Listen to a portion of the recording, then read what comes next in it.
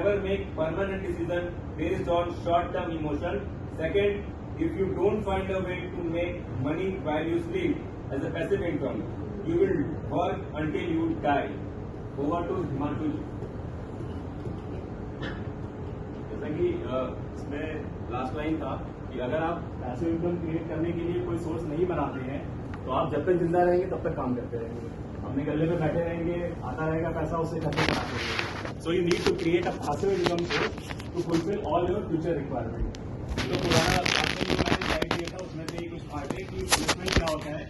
जब भी कोई एसेट हम एक्वायर करते हैं या खरीदते हैं तो हमारा गोल होता है कि या तो वो हमें अप्रिशिएट करके पैसा बना के देगा या फिर रेगुलर इनकम देगा, वहां से कुछ रेंटल इनकम है. यही दो हमारा मेन पर्पज होता है. अब ये स्लाइड देखिए कि अगर आप कमा रहे हैं सिर्फ और पैसे को बचा नहीं रहे हैं तो कमा करके कभी भी आप फाइनेंशियल सिक्योरिटी को प्राप्त नहीं कर सकते. आपको पैसे को बचाना होगा. ठीक है, ये इन दोनों में से कौन सा स्टेट ऑफ माइंड आप प्रेफर करेंगे? डेफिनेटली पहला वाला कि जहां पे आप रिलैक्स होकर बैठे हैं, आपका पैसा आपके लिए काम कर रहा है, ना कि आप पैसे के लिए काम कर रहे हैं. तो अब सेविंग, क्या आप गुल्लक में पैसे रख लेंगे और 10 साल बाद गुल्लक फोड़ेंगे, क्या पैसा बढ़ा हुआ मिलेगा? कभी नहीं. उस पैसे को आपको ट्री की तरह ग्रो करना होगा या आप उस पैसे को कहीं इन्वेस्ट करें जो कि वो आपके लिए इन फ्यूचर ग्रो करें और पैसा आपके लिए एक वेल्थ क्रिएट करके दे. तो डेफिनेटली हम सेकेंड वाली चीज को ऑप्ट करेंगे.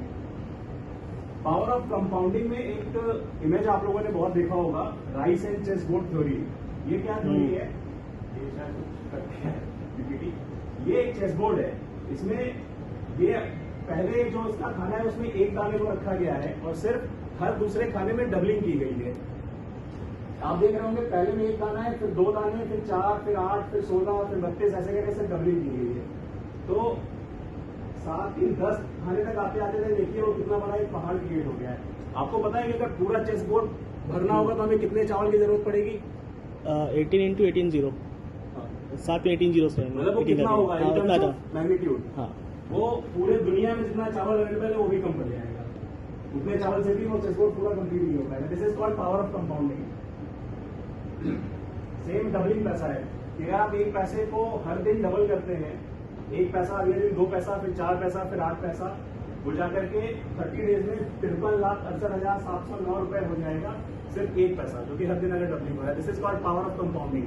जो लोग कहते हैं कि कंपाउंडिंग क्या होता है, मतलब थोड़े पैसे को अगर हम चाहें तो ग्रो नहीं करा सकते, आप थोड़े पैसे को भी ग्रो करा करके बड़ा बना सकते हैं. ये देखिए 1 लाख का अगर इन्वेस्टमेंट है और सिर्फ 15% रिटर्न दे रहा है तो जो क्लोजिंग बैलेंस 20 साल बाद होगा वो 16,36,000 रुपए होगा. यानी कि 1 लाख रुपए आपने लगाया और सिर्फ 15%, जो कि नॉर्मल म्यूचुअल फंड्स में या किसी भी इंडेक्स में आप इन्वेस्ट करते हैं तो 15% रिटर्न आ जाता है. तो आप 20 साल बाद लगभग 16,36,000 रुपए पे पहुंच जाएंगे. यानी कि 16 टाइम्स 1 लाख रुपए का 16 लाख रुपए. That is again power of compounding. ये ग्राफ आप देख सकते हैं कि 0 से शुरू होकर 21-22 साल में आपके पास लगभग 20 लाख के ऊपर अमाउंट होगा. अब इन्वेस्टमेंट 2 तरीके से लोग करते हैं. कुछ लोग कंफ्यूज होते हैं इन्वेस्टमेंट में और स्पेकुलेशन में.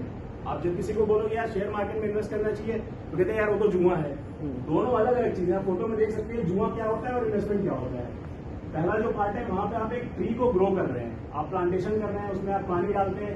पहले दिन आपको थोड़ी ना फ्रूट देता है. It takes time. आपको 5 साल, 7 साल, 8 साल बाद. बैम्बू ट्री का एक एग्जाम्पल है कि वो पहले 4 साल बिल्कुल नहीं बढ़ता, फिर अचानक से बहुत ज्यादा बड़ा हो जाता है. तो हमें हमारे इन्वेस्टमेंट को प्लान करना चाहिए, ना कि सट्टा खेलना चाहिए कि मार्केट में आए और 50,000 लगाया और 1 लाख हो गया, 2 लाख हो गया, 5 लाख हो गया. ठीक है. विलेन हमारे वेल्थ क्रिएशन में क्या है? Inflation and tax. इन्फ्लेशन हमारे इन्वेस्टमेंट को बुरी तरीके से प्रभावित करता है. मैं इसको ऐसे समझाता हूँ.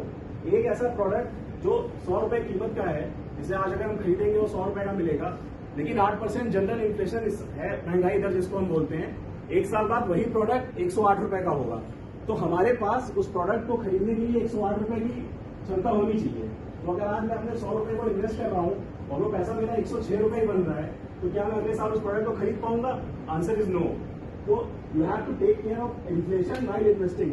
मुझे हर कीमत पे इन्फ्लेशन को बीट करना है, महंगाई से ज्यादा रिटर्न कमाना है. अब सिर्फ ओनली सेवियर, ये सारी चीजें जो मैंने बोली उसका सिर्फ एक ही तरीका है जहां पे आप इन्फ्लेशन को बीट कर सकते हैं. That is equity investment. Equity क्या होता है? Equity is again shares. ठीक है. The portion of business that belongs to the share holder. आप सभी किसी न किसी कंपनी के ओनर हैं. अगर आप प्रोपराइटर हैं तो 100% होल्डिंग आपके पास है, आप 100% शेयर ओनर है। अगर आप पार्टनरशिप में हैं तो 50-50% की पार्टनरशिप होगी, यानी कि आप अपनी कंपनी के 50% के मालिक हैं। ठीक है, कोई अगर किसी का प्राइवेट लिमिटेड है 50% के मालिक हैं। ठीक है, कोई अगर किसी का प्राइवेट लिमिटेड है तो उनमें भी शेयर होल्डिंग होती है। प्राइवेट लिमिटेड तो आप रजिस्टर ही नहीं करा सकते विदाउट शेयर होल्डिंग के, वहां पे आपको शेयर होल्डिंग होती है, किसी की 30%, किसी की 70%, किसी की अलग अलग परसेंटेज में होता है। तो you have to own the equity, that is same in market also. तो अब इक्विटी होल्ड करने के दो तरीके हैं। You could start your own company and be the majority share holder. आप अपनी कंपनी शुरू करिए, सबसे बड़े शेयर होल्डर आप ही होंगे, जैसे बहुत से आप लोग 100% शेयर होल्डर हैं अपनी कंपनी में। या फिर you could invest in public listed company as a minority share holder.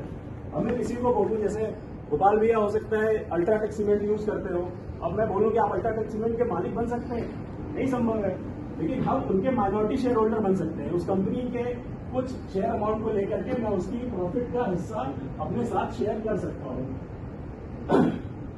Majority share holder का माइंडसेट क्या होता है, वो पैसा और टाइम, ये दोनों चीज आज लगाते हैं। जैसे आप लोग अपनी कंपनी के मेजॉरिटी शेयर होल्डर हैं, तो आप क्या कर रहे हैं कि अपना पैसा भी लगा रहे हैं, अपना टाइम भी लगा रहे हैं, ताकि फ्यूचर में हमें उसका पूरा प्रॉफिट मिले। ठीक है, ये इनका माइंडसेट होता है। लव मेकिंग डिसीजन, और आप सब लोग अपना डिसीजन खुद करने में बिलीव करते हैं कि मैं कंपनी का मालिक हूं, मैं जो डिसाइड करूंगा मेरी कंपनी वही करेगी। बेसिकली ये एक एंटरप्रेन्योर माइंडसेट है जो कि आपको आगे लेके जाता है। माइनॉरिटी शेयर होल्डर माइंड क्या होता है, पैसा लगा, जैसे बड़ी कंपनियों में आपने पैसा लगा दिया, अब वो कंपनी आपके लिए काम कर रही है। अगर मैंने अल्ट्राटेक का या पीडीलाइट का या किसी भी ऐसी कंपनी का, लुपिन का, सिप्ला का, अगर मैंने शेयर ले लिया तो कंपनी जो प्रॉफिट अर्न कर रही है उससे मुझे वो प्रॉफिट दे रही है, बिकॉज कंपनी अपने प्रॉफिट को अपने पास नहीं रखती, वो शेयर होल्डर्स में डिवाइड कर देती है। तो this is happy playing the city partner, मतलब वो लोग बहुत खुश होते हैं कि हम सो रहे हैं और कंपनी हमारे लिए काम कर रही है और पैसा मेरा बन रहा है। ठीक है, basically it's a lazy bugger's mind कि मैंने मेरा पैसा लगा दिया और मुझे कोई डिसीजन नहीं लेना है, वहां पे प्रोफेशनल है जो हमारे लिए डिसाइड कर रहे हैं और वो हमारा पैसा ग्रो करवा रहे हैं। वॉरेन बफेट जो कि दुनिया के सबसे बड़े इन्वेस्टर और शायद तीसरे रिचेस्ट हैं इस वक्त, ही इज प्रेजेंटली अलाइव, उनका कहना है I am a better investor because I am a businessman and I am better businessman because I am an investor. अगर आप एक अच्छे बिजनेस हो तो आपको ये पता होगा कि कहाँ पैसा लगाना है। जैसे गौरव भैया का एग्जाम्पल है, प्लाईवुड का काम है। अगर मान लीजिए कोई नया प्लाईवुड मैन्युफैक्चरर आया, बोला कि आप हमारे पैसे, आप अपने पैसे को हमारे प्रोडक्ट में डंप करिए, तो क्या गौरव भैया पहली बार भी 20 लाख का माल उठा के रख लेंगे? Answer is no. वो देखेंगे कि पहले तुम करते क्या हो, तुम्हारा काम क्या है, तुम्हारा बैकग्राउंड क्या है, तुम्हारे हैप्पी क्लाइंट क्या है, bunch of questions that will keep asking. ठीक है, तो अगर हम एक अच्छे बिजनेस ओनर है तो हम इन्वेस्टमेंट के बारे में जान सकते हैं, इन्वेस्टर है तो हम बिजनेस के बारे में जान सकते हैं। प्राइस इज वॉट यू पे, value is what you get. जो आप खरीदते हैं उसके बदले आपको वैल्यू मिलती है, because share is not a piece of paper, it's a business ownership. क्योंकि आप शेयर को ये समझिए कि सर मैंने खरीद लिया तो प्राइस ऊपर नीचे हो रहा है तो वही मेरा सब कुछ है, कि सर आप उस बिजनेस को ओन कर रहे हैं। ड्यूरिंग डिफिकल्ट टाइम, मुश्किल टाइम में क्या होता है, आसमान गिर रहा है, लोग कहते हैं आसमान गिर रहा है क्या होगा, इजराइल ने अटैक कर दिया, मेरे पास 20 फोन आ गए कि क्या होगा क्या होगा। इजराइल के अटैक से कुछ लेना देना नहीं, बिकॉज कंपनी काम करना थोड़ी ना बंद कर रही है। एशियन पेंट ने क्या पेंट बनाना बंद कर दिया, या सिप्ला ने मेडिसिन बनाना बंद कर दिया? तो the company will keep performing. ये शॉर्ट टर्म चीजें होती है। मीडिया से आपको ये सब चीजें मिलती है, फ्रेंड से सुनने को मिलता है, कह रहे यार ये हो रहा है वो हो रहा है। ठीक है, होम वैल्यू बहुत जब डीप रिसेशन में जाता है तो घरों की कीमत कम होने लग जाती है, लोग कहते हैं यार क्या हो रहा है, एंड मोस्ट ऑफ ऑल आपका जो इन्वेस्टमेंट है वो कम दिखने लगता है। तो आपको ओनर पर्सपेक्टिव क्या होता है, दूर का दिखता है। अपने ट्रेनिंग में याद होगा एक रेस्टोरेंट का एग्जाम्पल आयुष जी ने दिया था कि आप रेस्टोरेंट अगर ओपन करने जा रहे हैं तो पहले भी जरूरी है कि 1 करोड़ लगाए तो पहले 1 लाख का सेल हो जाएगा। आपको टाइम देना होगा, लंबे समय का ड्यूरेशन, कि धीरे धीरे आपको वो प्रॉफिट करके देगा। लॉन्ग टर्म व्यू रखना होगा आपको। ठीक है, और अपने कॉन्फिडेंस के अंदर रहना पड़ेगा कि जितना हमारा क्षेत्र है दायरा